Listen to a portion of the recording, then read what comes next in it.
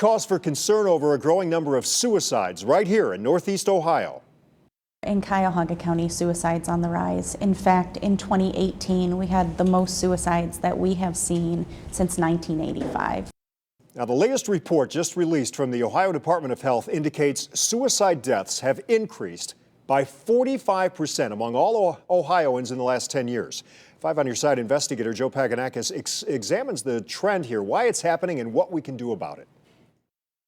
Well, the Ohio Department of Health report indicates that suicide rates are highest among white non-Hispanic males, with the fastest growing sect being African American males, up 54% in just the past 4 years. The number that we had in Ohio is certainly something that we all need to be concerned about. Ohio Department of Health Medical Director Dr. Mark Hurst with the sobering numbers on suicide in his latest report.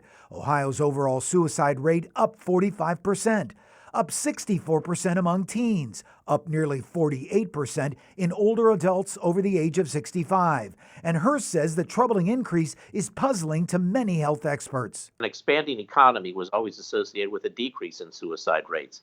Yet we've seen an unprecedented economic expansion over the past 10 years, and with that, we've seen an increase in suicides. Jane Granzier, Crisis Services Associate Director with Frontline Service, says we all need to be part of the solution and keep watch for the signs of suicide in our loved ones. And we need to become comfortable noticing changes and having the courage to ask somebody, I've noticed you're not yourself lately. The issue is, until suicide happens to you or someone you love, it's not happening. Beth Zietlow de Jesus with the Adams Board of Cuyahoga County says we must be aware of the conditions that can trigger suicide. Loss of job, loss of someone you love, particularly if they died by suicide, right?